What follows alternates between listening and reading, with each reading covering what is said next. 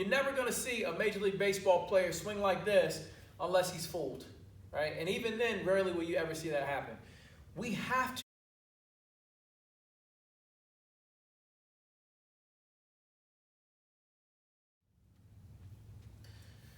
All right, guys, so when we're addressing the baseball and we're looking at power, anybody hitting a baseball, hip mobility is the issue, right?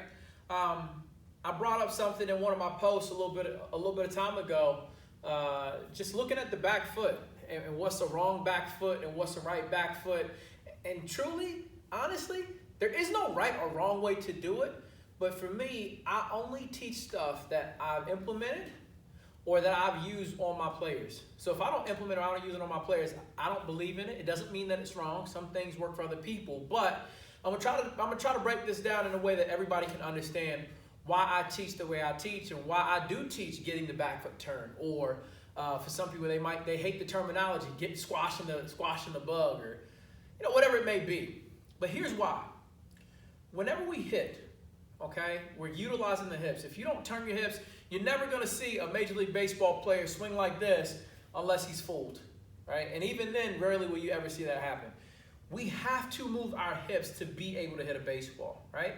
So we have to be able to be in control of the front hip. We got to be able to be in control of the back hip. The back foot helps get the back hip turn.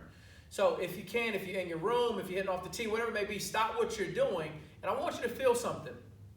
I want you to pretend as if you've just taken a full swing, right? And you've turned as much as you can. I want you to try to turn your hips as much as humanly possible without turning your back foot, just as much as possible. And what you're going to feel a pull down that inside, on the inside of that back hip, right? And what that's letting your body know is if you can free this up, you're going to be able to freely move your hips a little bit more, right? So this is the reason why I teach getting the back foot turn.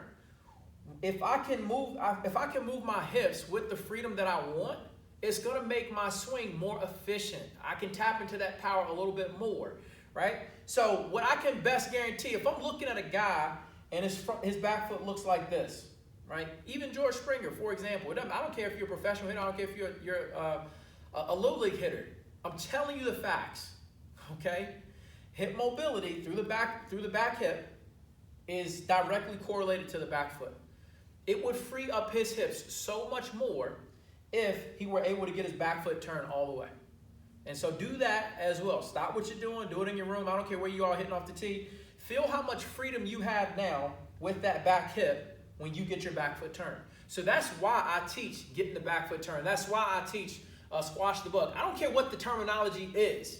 As long as it teaches my hitters to get the back foot turned, to free up that hip so that we can rotate and get to the baseball the right way, from the bottom up, from the ground up, then I'm going to teach it, right? So that's why I feel and I believe that getting the back foot turned in the swing is going to help you maximize power, right? Hips got to turn for power.